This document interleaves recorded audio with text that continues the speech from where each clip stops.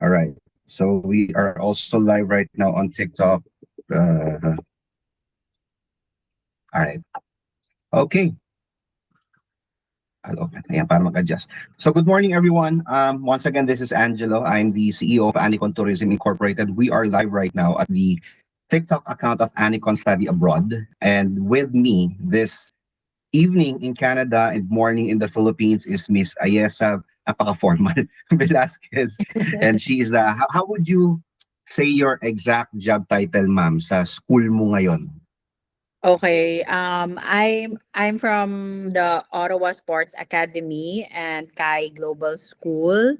I am a teacher in OSA, but I'm also the recruitment manager for international students for Kai and OSA as well. So double yung designation ko. Okay, daming racket Di lang double, you also do marketing and teaching. I didn't realize you were teaching. Akala ko sa marketing lang. Yeah, I'm teaching grade 2 and 3 students. So, yun. Okay. It's something new for me because before I was teaching college in Mm. the Philippines, but ngayon grade 2 and 3. So, medyo challenging siya. Okay, okay, it's good to hear. Siguro mamaya sa you can tell us more muna a brief background of yourself. No need to tell about the love life. Okay na yan. Kita ko namang masaya ka. About your background lang, kasi nabanggit ko na you used Yeah. to work with Shed, Mhm. tapos, et Mhm. cetera. So tell us more about your background. Yes, so again, I'm Ayesa. I went to Canada. I started living here in 2024. So I myself is also an international student. So I Yun. know the struggle of international students, visa processing and all that. And then in November of 2024, I was hired by OSA Private School to be a teacher in the elementary school.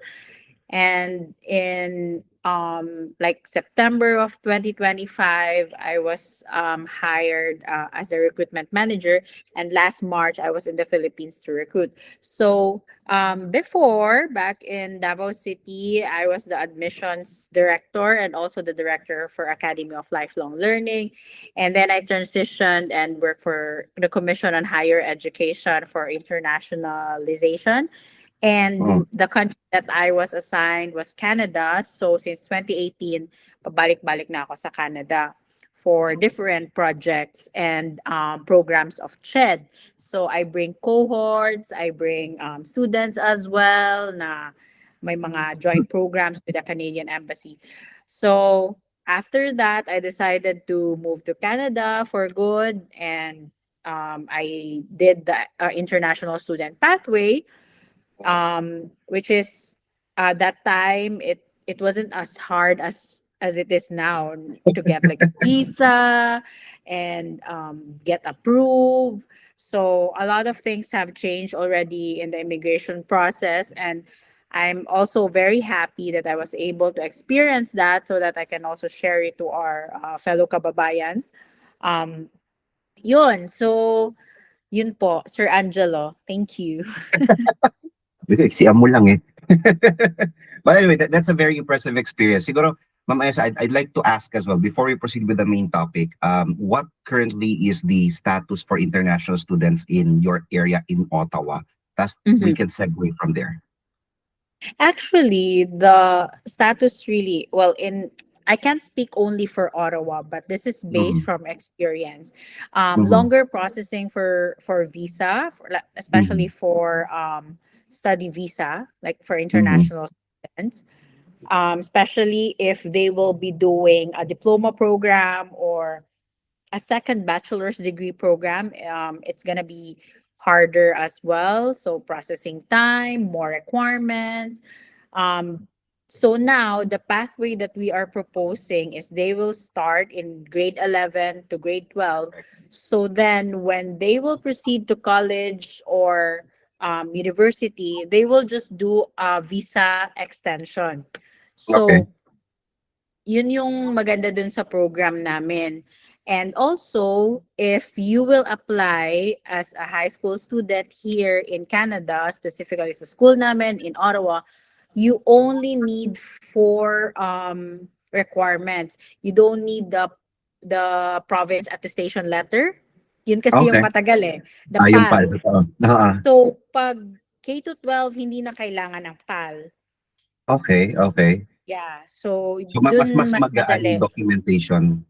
Yes. So, ang usual lang na kailangan namin is, of course, medical custodianship letter, which is coming from us, letter of acceptance, the profile of the student. So, Mm. yun lang, yung apat lang na yun, and then you will just write your letter of explanation why you want to apply. And the school will provide everything. And on Mm. top of that, because we want to get more international students, we are offering 50% scholarship to our students as well. Okay. Since partner namin si Anecon, may allocated na scholarship si Anecon. So, Yes. if you want to study here in Canada, contact Sir Jello because he will tell you more about the scholarship. Yung Sige. diretso na kasi, di ba, gusto natin malaman agad yung scholarship kasi we know it's really expensive to study here. I mean, Yan. very costly. But Mm. then, with the scholarship, it will ease the burden of Correct. studying in Canada.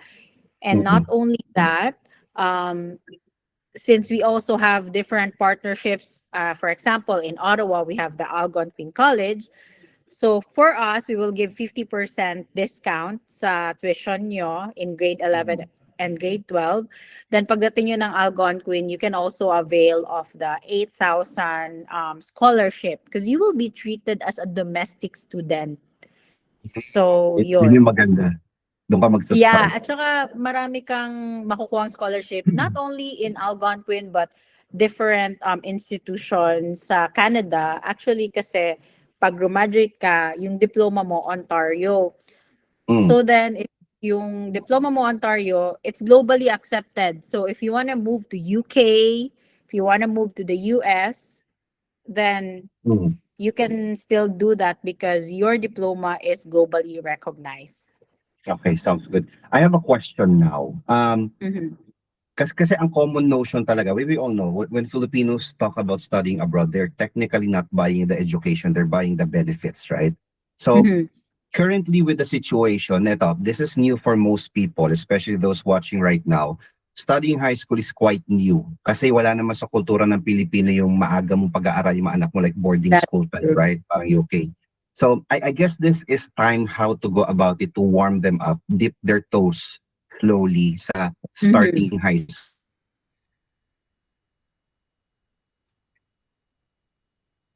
school. Why should Filipinos start their kids to man? See? Ayan, I'm back. Am I back? Ang Yes. pangit ng internet. Okay. Sige. Yeah, for one, well, if your family's goal is really to move to Canada, Mm. yun yung number one doon. It's better na mauna yung anak mo kasi I will explain the immigration process in Canada kasi may point system yung age ng mag-a-apply ng PR.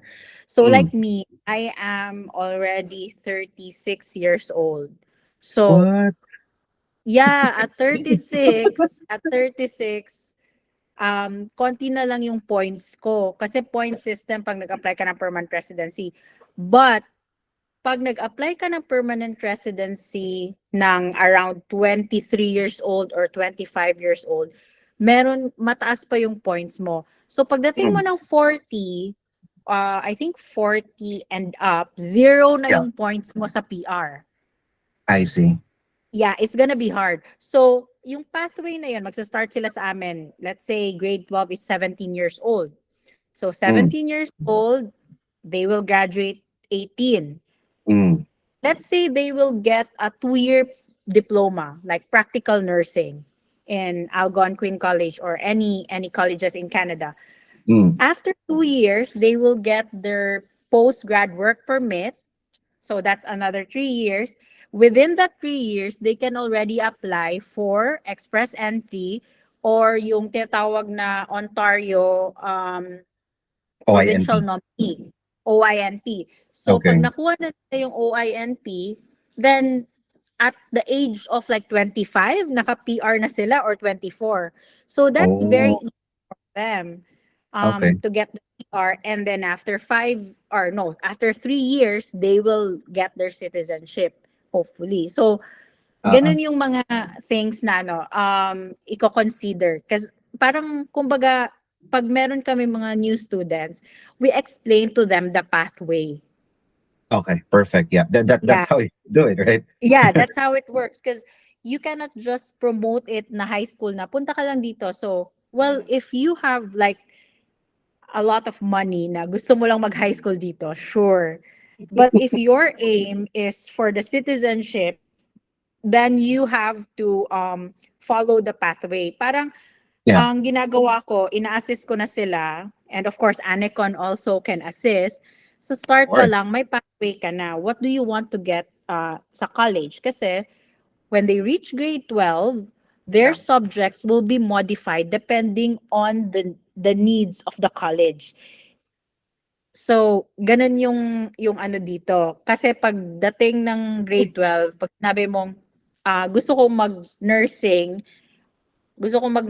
pag college. So, lahat ng mga subjects mo, yun yung mga required sa nursing ng college, 'di ba? Kasi meron tayong mga prerequisite, Mm. mga required. So, pag dito ka, isang advantage niya, pag dito ka nag-high school, hindi mo na kailangan mag-academic upgrading. Okay, exactly, exactly. Yeah. Kasi Okay. ano ka na, nandito ka na, tapos hindi mo na kailangan nung IELTS Yep, yep. because you will have the subject OLC 4.0, which is English for International Students. Ma'am, I have a question. Balik tayo ng konti. Binanggit mo about residency or citizenship. Given mga minors to, syempre wala pa silang Yeah. partners. Alright? Kailan nila pwedeng kunin yung parents naman nila? Basically, pag sila yung Well, mapili. actually, pag naka-PR na sila, pwede na nilang kunin using the super visa. Yung parents. Pati siblings Yes. ba pwede? No. Parents Parents lang lang. po. So, si Okay. parents yung pe-petition kay siblings. Okay, okay. So, student to parents, parents to Mm. siblings. Yes. I see, I see. So the earlier you start, the better. Given that, Yes. sige, eto may tanong ako. You can be honest, okay? Is Yeah, sure. college, is going straight to college enough to get a PR in Canada? Enough pa ba siya ngayon? Kasi controversial si Canada in that sense eh. Well, actually, kung nakita nyo ngayon, nagbasa naman si Canada ng mga bagong priority areas. Correct, correct. Yes. Rural. So, kasama yun sa program namin. Like, Oh. pagdating mo dito, yun yung sinasabi ko na we will guide you sa pathway na yon. And of course, Anecon can also guide as well. So, yung guidance na yon, magsa-start yun sa grade 11, grade 12. Sasabihan Okay. na namin yung students. Katulad ng mga, I have Filipino students that are coming in ngayong September. So, sinabi ko na sa kanila, ito yung priority areas ng Canada. Education, skilled worker, health services, mga ganito. So, dapat yung program mo in college, dito din. So, if you will get a program na wala doon, there's a very slim chance that you will get your permanent residency. To be honest. Okay, Kasi okay. may priority areas si Canada. The good thing with Canada is that I think every year, nag-change yung priority areas. True, May true. nadadagdag, may natatanggal. Like, last time, tinanggal nila yung culinary and food or food services. Ngayon, binalik na naman nila. So, True. yeah, it changes over time. So, Okay. yun din yung maganda doon. May iba din kaming students, international students, these are not Filipinos, like Mexicans. They opted to go to the US kasi meron na silang Ontario Secondary School Diploma. Most of our students talaga ay athletes, and they went to the US because they got a scholarship, sports scholarship. So, Okay. mas gusto nila yon actually kasi of course mas malapit sa Mexico, Mm. ganon. So, yun. Ang So, dun magwo-World sila. Cup pa 'tong mga 'to, soccer players, ganun. Football. Yes, oo. So, dun sila pumunta. Pero kami naman, yung assistance din namin sa kanila, Yeah. galing sa pag-scout ng coaches, galing sa Mhm. training nila, Mm. ginaid talaga din namin sila kasi we want our students to succeed. Okay, okay. Alright. Another question, given you mentioned na si Osa, no? Sige, let's, mamaya may tanong pa akong ibabalik. I think it's very important to ask. Kasi again, medyo magde-defy ngayon siya sa current culture ng Filipinos. But I think it's Yeah. high time na dapat talaga mag-adjust on how we perceive education for minors as well. But going back, Mhm. Osa, can you tell me more about the school? Kasi you mentioned it's a sports academy.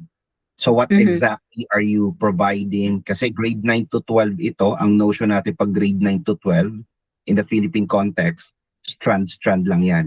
But for Mhm. OSA, specifically focused on sports, what exactly is it? Okay, so we are the first sports academy in Ottawa, but that doesn't mean we don't go heavy on our academics because we Mm, promote excellence in sports and excellence in academics as well. mm, So, ang pinopromote talaga namin for our students to be well-rounded. So, ngayon, yung sinasabi mong strand, Sir Je, mm. darating yun pag grade 12 na sila, pagpasok nila ng grade 12. I see. Kasi yun nga yung sinabi ko na we will ask them ano yung program na kukunin mo sa college. Mhm. Tapos doon imo-modify at ipe-personalize yung subjects nila based doon sa demand ng program na yon. Let's Correct. say sabihin ng estudyante na gusto ko ng dental hygiene. Mm, Okay. So, pag dental hygiene, kailangan mo may chemistry ka, biology, all the science programs. correct. So, at the student, lahat ng program niya, science. Mm, Yung isa niyang classmate naman, business na strand yung gusto. So, iba mm. din yung program niya. So, as a private school, we have the liberty of opening a class kahit na maliit yung class size. Go ahead. So, let's say lahat ng mga sciences ang kukunin sa college, 5 lang sila. Then it Mm. doesn't matter to the school. We will still cater it as a private school kasi we have the liberty to do it as well. Okay. So, yun. Teka, nilagyan ko lang ng title yung caption ko. Eh, kasi na-realize ko ba nila yung topic. Alright. Sorry, na-distract akong konti. So yeah. Then you mentioned as well about Kai. Okay, kasi yan, clear na sa lahat. Ito si OSA, ito yung magiging options ninyo. For Kai, exactly what is it? How is it connected with OSA? Okay, so si Kai School Global, ito yung online education arm namin. Mm. Si Kai School Global has been in the market since the pandemic. So it started during the pandemic and we have 500 to 600 students all over the world. The nice thing about Kai is kahit na nasa Pilipinas ka or nasa ibang bansa ka, you can still get your Ontario Secondary School Diploma. So online to lahat, online ang classes, synchronous and asynchronous. Although we don't give scholarship for Kai, but Mhm. once you finish everything, you will still get the Ontario Secondary School Diploma. We Okay. offer this for students na hindi pa ready umalis sa comfort zone nila. Mm, mm, mm. Okay, may So, tanong ako naman mhm. dyan, ma'am. Sorry.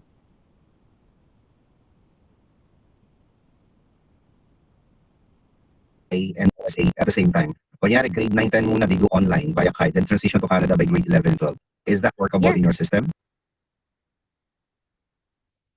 Okay, sounds good. Everything will be the same. Wala namang mababago, ma'am. Wala Ano po? namang mababago. It's just the tuition. Actually cheaper si Kai than OSA. Okay. Okay. All right. Another question. Given, of course, you are in Ottawa and Algonquin is one of your main partners, what are the Mhm. other universities, possible partner ni OSA na yun, after graduate ng student, maybe they can transition, like you mentioned, USA. So, saang areas pa kayo may partnership, ma'am? We also have partnerships. Of course, yung mga schools dito sa Ottawa, we have partnership with Carleton University, Mm. Ottawa University, and we're working on different partnerships abroad as well and in Vancouver area. So, yun yung mga partnerships namin. But since our students are graduate of the Ontario Secondary School Diploma, they can avail of the scholarship that universities in Canada are giving. So as Mhm. long as their grades are 80% and above. Okay, sounds good. Sounds good. Then you mentioned sports specific siya. Halimbawa, meron akong aplikante o meron tayong client na gustong mag-aral or mag-take ng plan yung maging varsity or athlete. You do have Mhm. specific program that may pathway siya. You can create that for them. Yeah, depende po talaga sa bata. If for example, kasi syempre ang pinaka center of excellence ng school ay soccer, baseball, and hockey. But right Mhm. now we have new students from the Philippines. They play basketball. So what we do para ma-nurture yung kanilang skills, meron kaming sports partners. Let's say we have partners like West Ottawa basketball team. So the Mhm. kid will train there Okay. with them. Kung mag-isa lang siya, ite-train namin siya doon. Kasi wala kaming own basketball team. We I only see. have our own hockey team, pero wala kaming own basketball team. So, Okay. may How mga about sports football? partners kami. You have your own Mm. football team? Yeah. Meron din kami football, baseball, and figure Okay. skating. Okay, sounds good. So I guess to those watching as well, you can always check kung plano ninyong maging varsity ang inyong mga anak. This can be a pathway kasi most commonly when we're talking about sports, people would assume Spain is the best direction to go, especially for mature. Mhm. But we all know if you're planning to put your kids or if you guys are into sports, maganda mag-start sila na maaga and this is a school na pwede niyong simulan. So start in Canada, then continue anywhere or doon yung tuloy sa Canada mismo, it's entirely up to you. All right. Another Mhm. question, ma'am. I guess tanungin ko na yung possible tanungin ng mga Pilipino, no? Kasi again, this is against the culture. Ang lilipad sa inyo kung sakali mag-start ng grade 9, how young is the applicant that way? 14, 15? Pag grade 9? Grade 9, usually grade 12 is 17, Okay. 14 or 15, ganon. 14, Kasi grade 15. 12 Okay. 17, pero may grade 12 kami na 18 from the Philippines, kaka-18 lang. Okay, okay. Kasi So, how would you convince siguro yung mga parents na it's okay mhm. as young as 14 they can be alone in Canada to study? Wala pa siguro Okay. yung part na pwede nating isama yung parents kung sila lang muna. Oo. Yeah. So for one, we give the custodianship letter. We provide Okay. the custodianship letter. So the custodian is the school. Mm. Kami talaga yung custodian ng bata. Now, yung mga bata, titira sila sa host family, which is accredited by the school. So may mga host sila, and after that, lahat ipro-provide sa kanila, we'll make sure that safe sila, we'll make sure that they are taken care of. Meron ding mga contract yung mga host families na yon.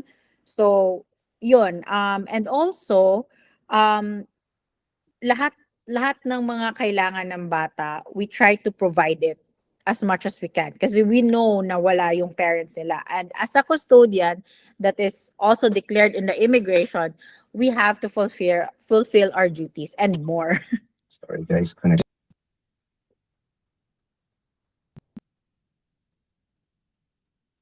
Sa isang host family, how many kids ang pwedeng kasama?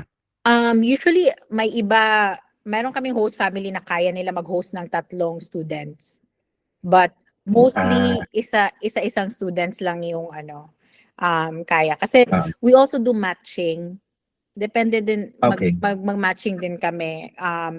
And we are also like showing the parents ito yung mga profile ng mga host family namin, but our host Okay. family are really like parents din sila sa school or teachers sa school. So yun po, mga close ties lang po. But we also have partner agencies. Ito yung mga like home abroad Yeah. agencies. They Mm-mm, can mm-mm. also contact that. We can also assist, but that's I see. external. Yeah. I see. So it means na yung hindi hindi blinded ang parents kasi may way sila to check who are the host families, and they also have the right to accept or decline the offer, right? Pwede sila mamili ng preferred, tama ba? Yes. That's right. And also, Filipino Canadian communities here are very active and very generous. Gusto din nila mag-host. Sir Jello, in fact, we met Mr. Adonis last Yeah. time, and he's very much willing to host as well. And Sir Adonis is a very good person. Yung family niya, Yes. very Filipino okay. siya, guys. So, Oo. yeah, so he's planning to host people as well. So, yung mga malaki kasi yung Filipino community na sa Ottawa. Mm-mm. And nagtutulungan talaga. Not as big as Toronto or Vancouver kasi malalaman mo pag marami talagang Pilipino pag may Jollibee. Okay, 'Di okay. ba? Eh wala pa Oo. tayong Jollibee. So, very close-knit yung mga Filipino communities dito, nagtutulungan in any ways. Like Mm-mm. I myself experienced that when I started here in Ottawa. Mm-mm. Um Sila Sir Adonis talaga tumulong sa akin, yung mga housemates ko, Correct. tinulungan talaga nila ako. So maraming tutulong. Plus we Mm. also like personally ako, pag may mga Filipino students, I bring them to those communities as well to welcome them. That's good to hear. Yung distance ng housing, ng homestay nila, gaano siya kalayo sa school? Is it considered as well? Yes, yung kaila Sir Adonis medyo malayo-layo kasi Yeah. they are the other east sila eh. Yung Kanata na sa west area. But all of our but Sir Adonis had made this arrangement, like may mga host family na ihahatid sila sa bus stop every day. Sama sa, So that's also considered. And also, yung ibang host family naman namin, they work in OSA or mga parents sila sa OSA. So nagsasabay Mm. lang pag I see, I umaga. see. At least well taken care of. Usually, ang contract ng homestay, gaano siya katagal? Is it renewed every year, 10 months, every 10 months? So, school pwede sila year. mag-skip Yeah. ng host family kung gusto nila. Yeah. And usually pag grade 12 sa amin nagsa-start, pag nagka-college na, they wanna live on their own. Yeah, exactly. Ngayon iniisip ko rin eh. So, yun. And we encourage them to do that. Just like me, parang I live on like a different place. I don't have a host family. So, Yeah. nag-rent na lang sila. And because they're already working. Because after high school, eto din pala, pag high school, grade 11, grade 12, they cannot have a work permit. I was about to ask that. Okay. They're Yeah, not allowed to they work. don't have a work permit. So, since they don't have a work permit, of course, they can't work because that's part Yeah. of their visa. Mm. Pero pagdating nila ng college, when they apply for college, they will have the study and work permit. Okay, okay. So, they can work. So, doon na papasok yung ibang students namin, magre-rent na lang sila kasi they have a work na eh. Hindi na nila Correct. kailangan ng host family. Correct. And What if 80 na yung college bata? Pwede ba siya ano yun? Sorry, what if 80 na yung bata tapos grade 12? Can they work? No, So hindi pa dapat rin, sir. college. Yes. Okay. Okay, thank you for clarifying. Sige. So you were Yeah. saying, sorry, I cut you off. Go ahead. So, yun, pagdating pag after ng grade 12, may naka-assist pa rin kami sa kanila and we encourage them to be independent. So, let's say, kung sa Algonquin sila, kung kailangan nila ng tulong maghanap ng houses nearby to stay, tutulungan pa rin namin sila. And plus, the community of Filipino students in Algonquin is very much active. So, yun po. Assisting talaga. Okay, sounds good. At least nasagot mo yung part na yan. Then, What if naman the parent want to join the kid? How does it work for the visa? Kasi naka-student visa yung bata. Meron Mm-mm. bang any visa na sabay yung parent na nandoon lang rin to take care? No, but they will Okay. have the visitor's visa. Exit ka lang sila. Yes. Mm-mm. Okay, okay. So parang tourist visa ang mangyayari, no? Mm-hmm. Okay, got it. All right. Sige, let's check now. If there are questions on TikTok, guys, do let me know if you're interested. Again, this program is studying high school in Canada. I guess in summary, in a nutshell, what was discussed is studying early has a lot of impacts. Siguro kung ang concern natin in a Filipino culture is masyadong bata, why would I let go of my kid as young as 14? It's not exactly strictly na yun lang ang option mo. Kasi one way to go at it, kung gusto nyong i-build yung PR potential ng inyong anak para pwede na kayong kunin din sa Canada at lumayas na tayo ng Pilipinas, is they can start online. 1 to 2 years or 3 years. Pwede yun, ma'am, no? We can do combinations, 3 Yeah. plus 1, whatsoever. Ayan, we can do Or 3 pwede years. din, sir, na first Hmm. term, kasi dalawang terms yung grade 12. First term, Hmm. mag-online sila under Kai. And then sa second term, pupunta na sila ng Ottawa. Face-to-face na yung classes nila. Pwede Ah, yun. Yeah. So, so yun yung pwedeng sinasabi ko. 3.5 Kagandahan years. ang kagandahan ng Ooh. private school is we can customize the program depending dun sa gusto ng mga bata. Okay, okay. Yun pala guys, mas makakatipid kayo. Pwedeng 3.5 years mag-online sa Pilipinas. Then after that, once magtuloy kayo sa Canada, then Yeah. i-bridging na lang siya. It saves you a lot of money and time if you're worried Mhm. about your kids. So, But plus yun nga, they can also save a lot of money with the 50% scholarship because the exactly. school offers grade 11 50% scholarship, and then if maganda yung grades ng bata, Yeah. makikarry siya sa grade 12. Question again, ma'am. What if there is a student, nag-aral siya sa regular school? How Mhm. would you work on the mapping of the curriculum? Kasi syempre, iba ang curriculum ng Ontario, right, versus Philippines. How does that work? Makikredit ba lahat or meron mga retake the subjects? How would it happen? You mean po galing siya ng grade 10 dyan, tapos mag-grade 11 sa amin yung crediting ng subjects? Kunyari, ganun, how would that Yeah. work?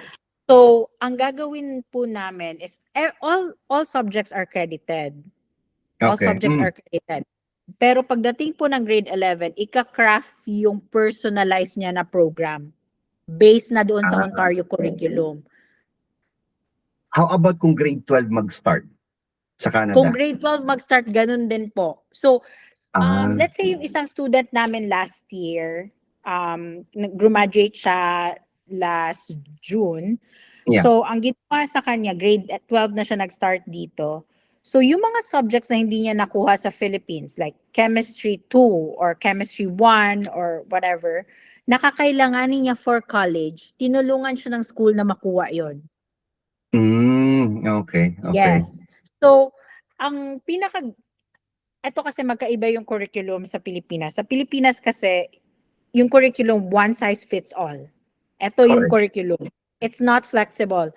Sa amin, flexible siya. So, yung mga subjects na, kumbaga, for the lack of better term, we don't put unnecessary subjects in our curriculum. Yan, nawala ako. Sorry. Sige. Okay, I'm back, ma'am. Malinaw. Yes, nakuha niyo po, sir. We don't have unnecessary subjects in our curriculum. So, kung ano Okay, lang that's yung good to hear. kailangan ng bata, yun lang yung ibibigay naming subject sa kanya. So, for example, why would we give the kid philosophy if hindi naman niya kailangan sa college niya na program? Actually, yan nga. Sige, tatanong ko na rin, ma'am. Kasi alam mo sa Mhm. Pilipinas, elementary pa lang, ang schedule ng klase parang empleyado na. Di ba? That's Eight true. Yeah. 8 hours, 9 hours nasa labas. So parang ka ng time in, time out. How does the Mhm. scheduling work? Kapag sabi natin sa Kai pa lang muna, sa online, how does the scheduling work? Sakai is very flexible Okay. because I don't I don't really know if meron talaga silang synchronous every day, but I know wala. Parang once a week lang or pag nag-exam, lahat po yun self-paced. Okay. Yeah, so Okay. that yun yung kagandahan kasi if your parents travel a lot, you can join them.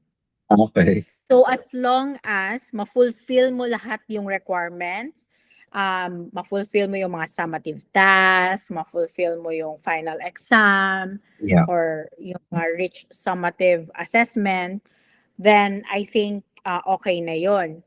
You will pass the subject. And also you will get like, of course, grades din kung ano yung Mhm. ano ng assessment. But clear ko lang, even the CAI is monitored by the Ontario Education Ministry. So this can never be a diploma meal. Gets, Okay? yes. Okay. Baka may mga question na, kasi online, tapos walang synchronous, baka madali lang because self-paced siya. But this is also heavily monitored. Even the materials that Kai is uploading, it's from the Education Ministry. And we are always having inspections. Yeah. Talagang ina-inspect every year Mm. yung mga subject ng mga bata, how we graded it, paano yung assessment. The thing with Canada, na-appreciate ko dito, isa lang yung nag-check, Education Ministry. Walang CHED, walang DepEd, hindi different.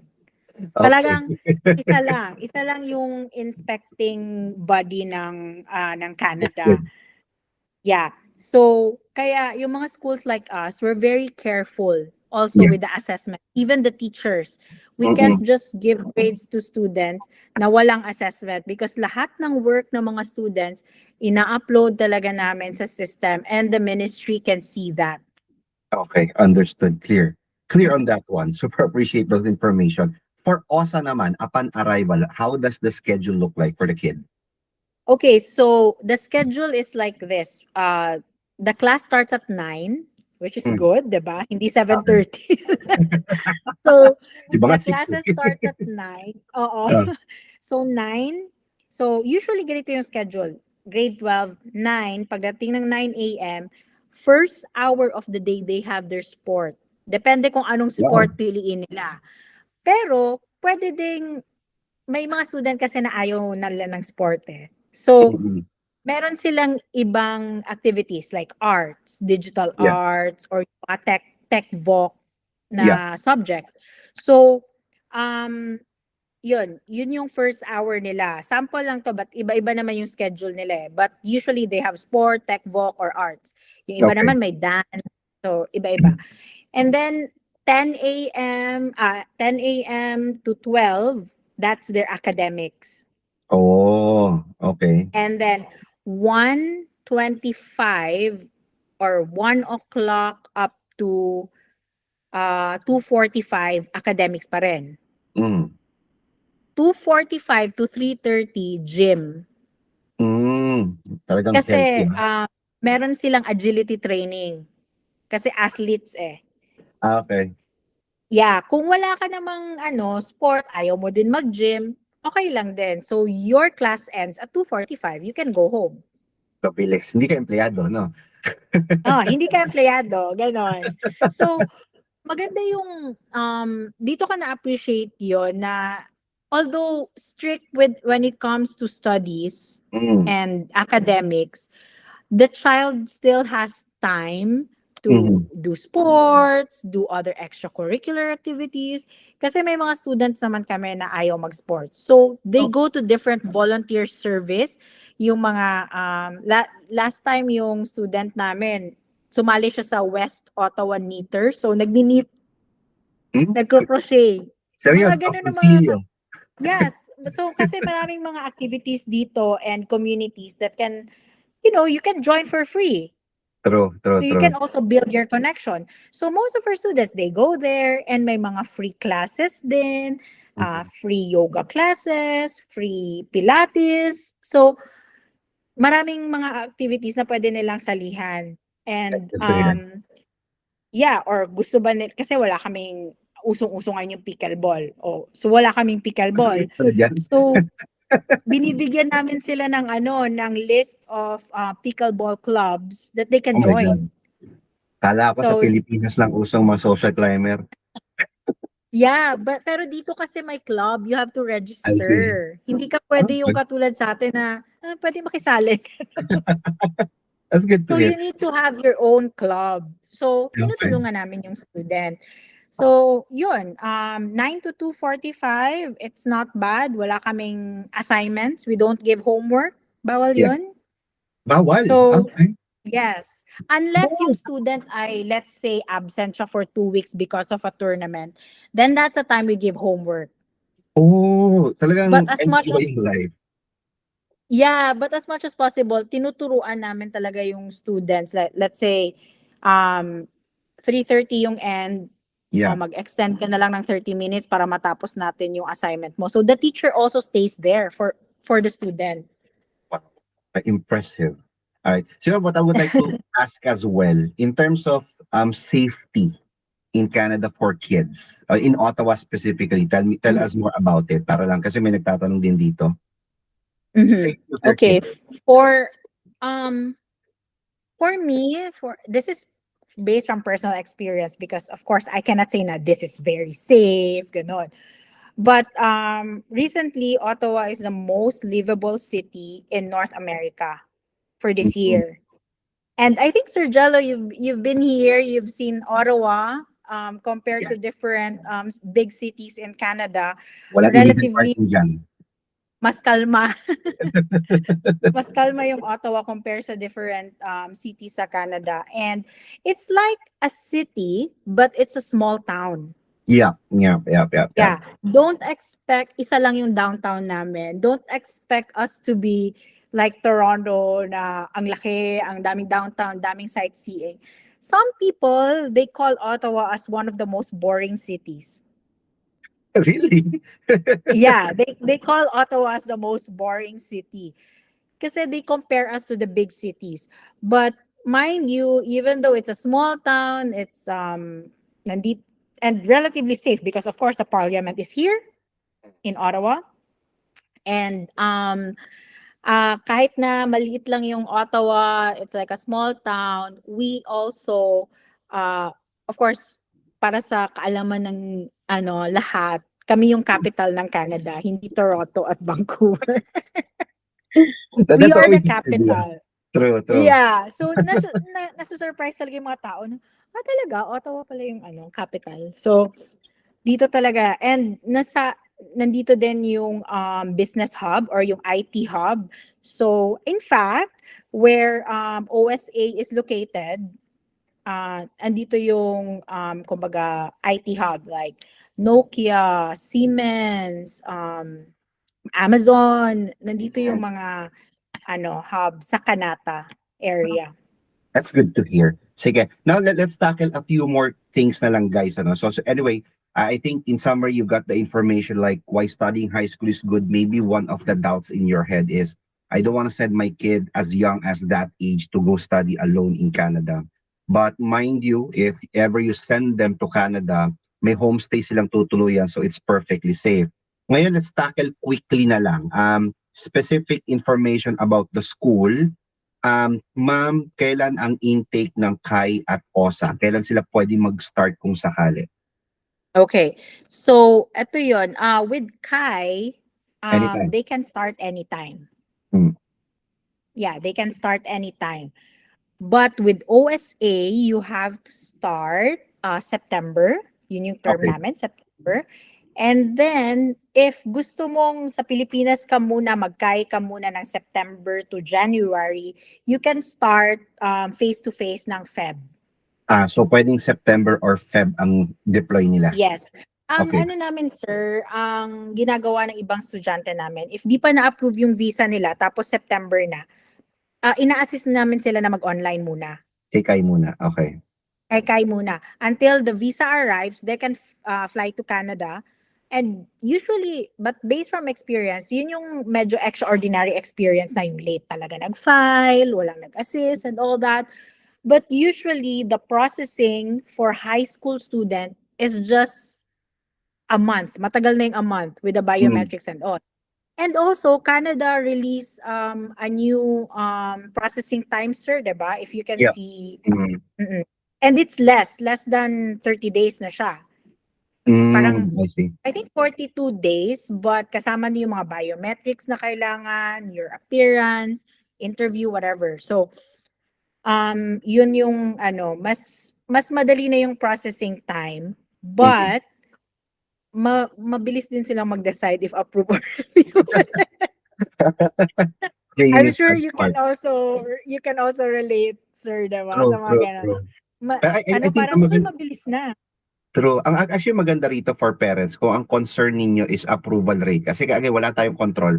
We never said Yeah. 100%. But again, ang maganda rito, if they start, for example, kunyari online muna with Kai, it cements the idea that they're really studying abroad. The chances of approval will go higher.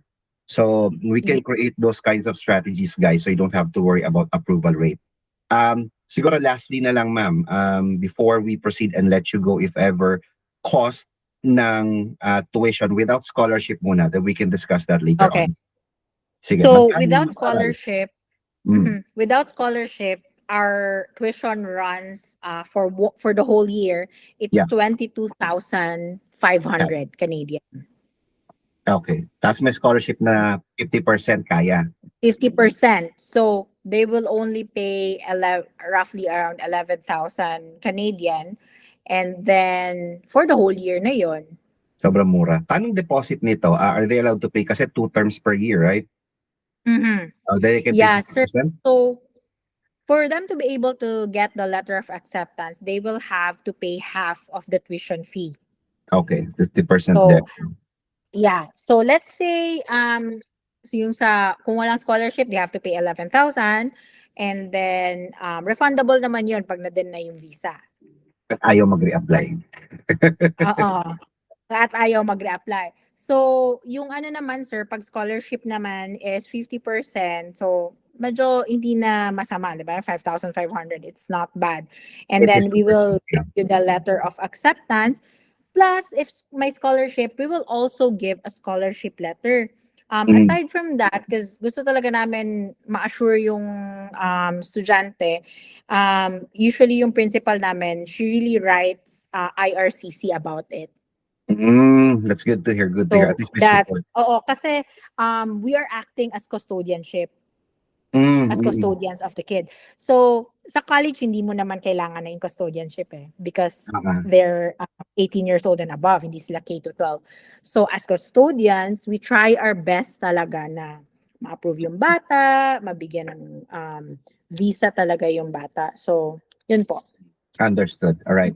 I guess those are informations, guys, that are very, very good. So what's going to happen after this is we're going to be posting this raw discussion sa aming YouTube account. So anyone who's interested to study high school in Canada, sa mga nanonood, I'm sure baka hindi pa kayo high school, but if you know someone who's interested to start their journey early para makapag-PR ng mas mabilis, do let us know. Just drop a message here on TikTok. Donel will be answering here, or just contact me at our website. Nandun yung email addresses ko, etc. And we'll be posting clips of this discussion as well at Anicon Study Abroad TikTok. Do make sure to follow it.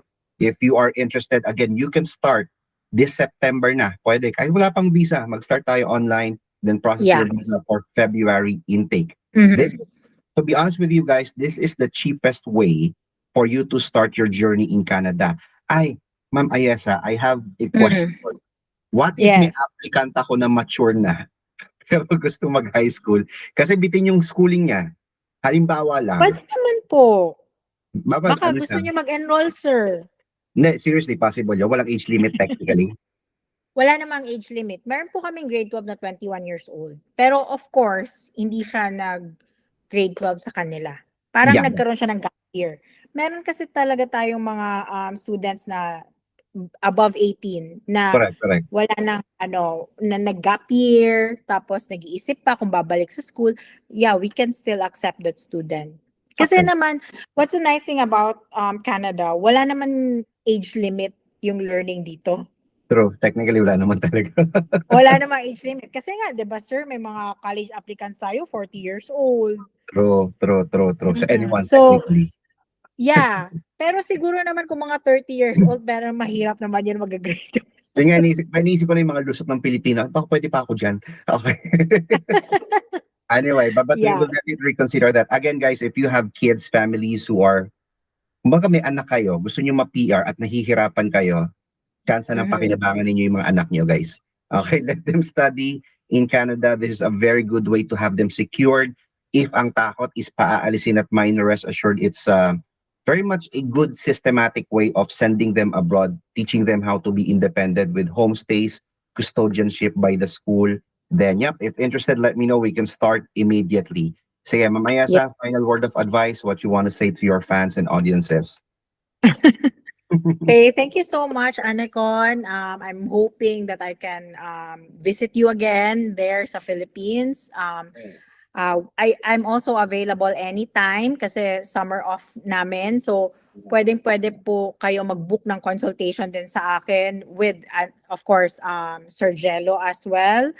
So, as our partner. And then, if gusto nyo po na mag-apply kayo ng scholarship, it's better to apply now since we still have few slots left. And then after, so we can also process your documents and check also your grades from the Philippines, ganun. So we have to verify that as well. And yun po, just go through Anacon and then Anacon will contact me kung gusto nyo kausapin namin yung parents nyo Yep. or Perfect. ito ba yung mga sponsors kasi we can explain the program better. Okay, sounds good, sounds good. Perfectly said. Alright, mamaya sa salamat sa time. Alam kong gabi na. Matulog ka na mahimbing. Nag-dinner ka na ba? Di pa. Yes, sir. Good to hear. Alright, it's nice to see you again. And hopefully when you Yes. come back, hopefully I'm here, wherever am I. But Yes, or appreciate hopefully, always sir, your you good can news. go back to Ottawa. I'll do my best. But definitely, I'll be coming back soon. Let's keep in touch. Anyway, guys, thank you so much for this. And Ma'am Esa, talk to you soon. Have a good day. Have a good evening. Thank you. Bye. Bye.